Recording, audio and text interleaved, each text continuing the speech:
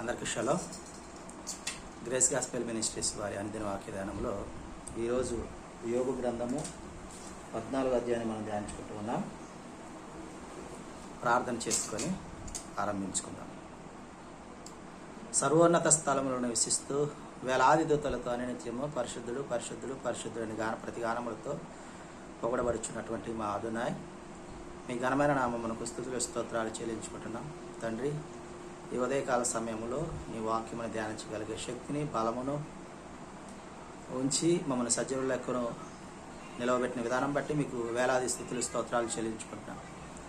తండ్రి, మరి ధ్యానించిన వాక్యమును మా హృదయంలో భద్రపరుచుకొని తగు రీతిగా నీతి న్యాయమును జరిగిస్తూ నిన్ను పోలి నడుచుకునే ధన్యతను మాకు అనుగ్రహించమని ఈ మామలలో మా రక్షకుడు విమోచకుడు విశ్వమెస్సే నామని అడిగి పొందుకుంటున్నాం తండ్రి.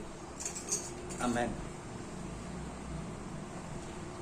యాషువా రక్తమందు కడగబడి వాక్యం నిత్యం భద్రపరచబడి యాషువా రక్తమందు కడగబడి వాక్యం నిత్యం భద్రపరచబడి నిష్కలంక పరిశుద్ధులతో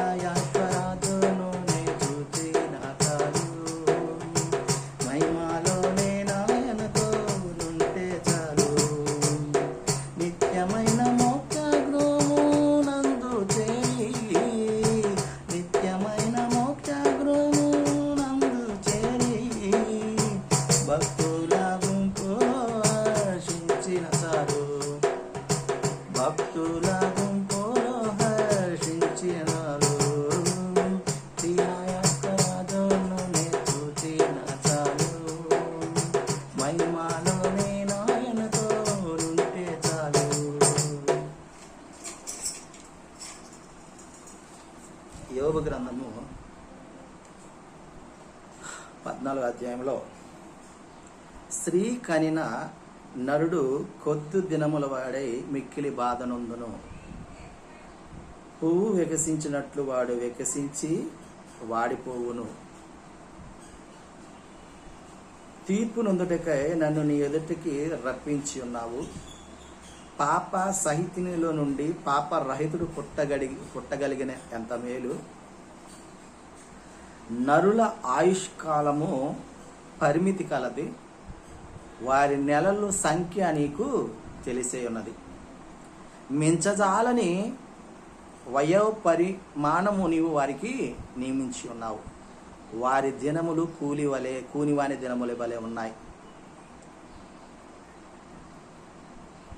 అయితే పువ్వు ఏ విధంగా వాడిపోతుందో, మొద్దు ఎలాగో చిగురుస్తుందని ఒక విశ్వాస నమ్మకం ఉంటుందో తెలుస్తుంది కానీ నరుడు చనిపోతే తిరిగి లేవడు. అలాగుండి ఎంత మేలు. మరణమైన తర్వాత తిరిగి శరీరంతో బ్రతకట ఎంత అసాధ్యం. ఒకవేళ అలాగుండి ఎంత మేలు అని అంటున్నాడు. కాబట్టి మరణమైన తర్వాత నరులు బ్రతుకుదురా? అలాగుండి నాకు విడుదల కలుగు వరకు నా యుద్ధ దినములన్నీ నేను కనిపెట్టుకుని ఉందును.